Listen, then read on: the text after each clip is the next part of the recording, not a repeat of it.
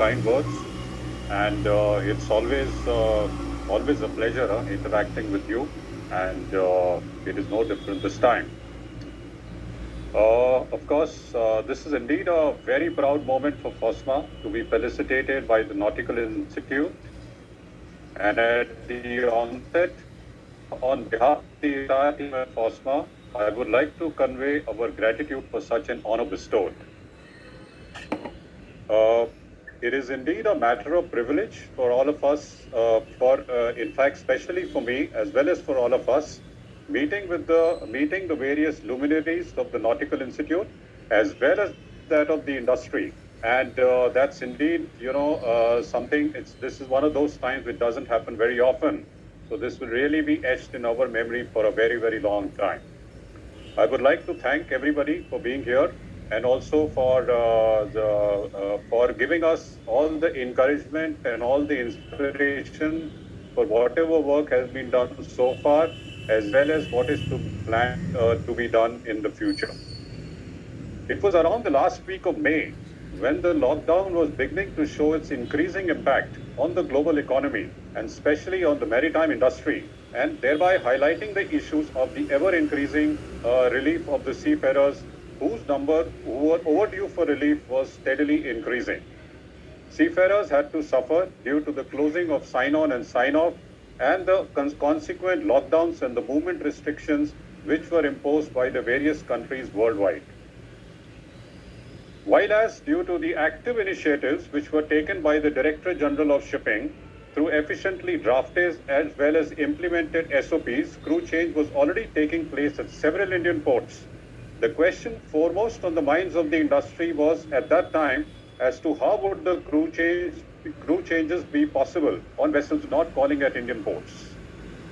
Since the number of seafarers due for relief was increasing at a very fast pace, and there was no solution in sight, the situation looked pretty bleak at that time and not at all optimistic. The global sentiment was also not encouraging, and though crew changes were taking place at very few ports, as and where of course it was allowed, but it was very constraining in nature. This was a time when FOSMA, in response to the increased number of requests from the industry as well as from its various member companies, decided to utilize its reach and industry coverage in an attempt to facilitate the travel of the seafarers from and to India by embarking and disembarking them from the vessels plying worldwide.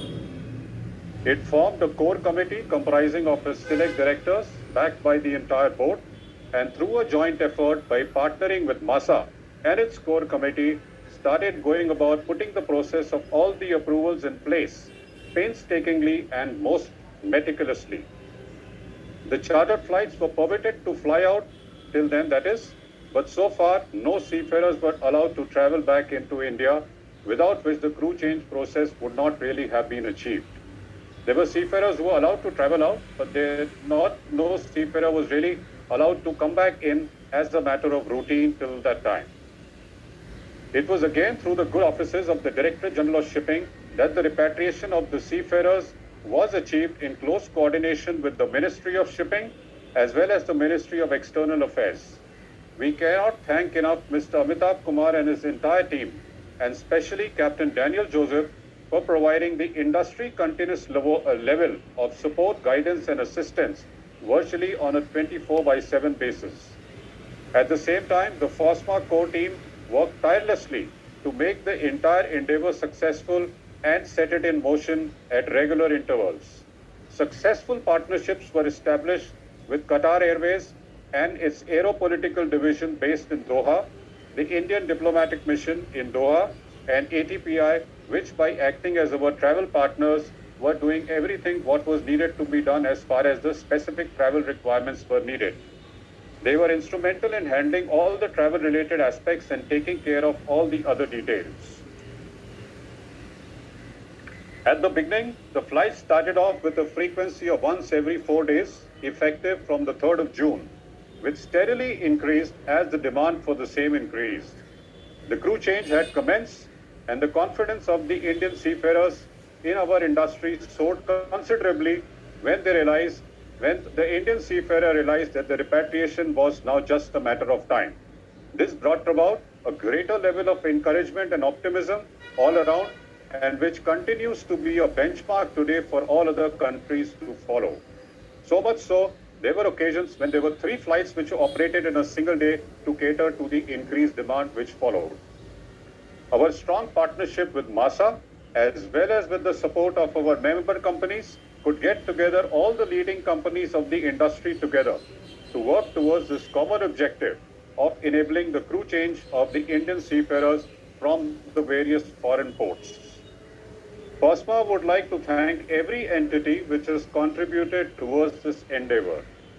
Under the continual guidance of the DG Shipping and its entire team, its core committee of directors, namely Captain Sankalp Shukla, Captain Mukesh Sharan, and of course the ever encouraging and the inspiring Captain Rajesh Tandon, and the entire board, the secretariat, namely Captain Mahesh Yadav and Mr. Rustam Kasinath, for putting in all their efforts at all times of the day and night for making this venture see the reality of the day.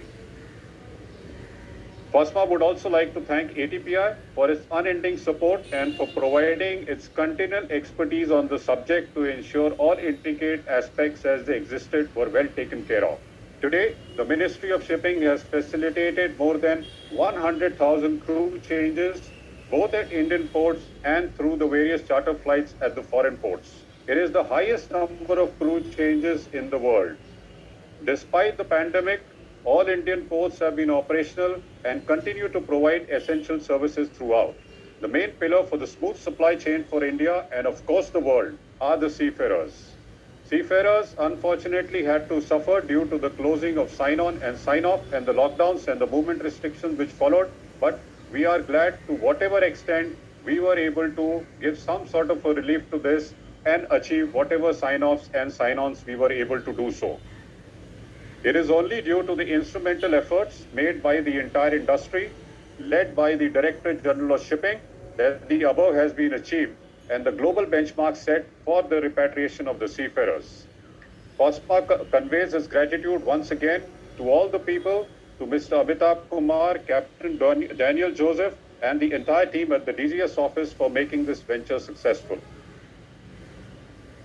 In closing, FOSMA once again conveys its heartfelt thanks to the Nautical Institute for this appreciation and would look forward to forging a stronger partnership with the Institute in areas of mutual interest, primarily concerning the welfare of the Indian seafarers. Once again, thank you very much. Happy Onam. All the very best. Thank you very much.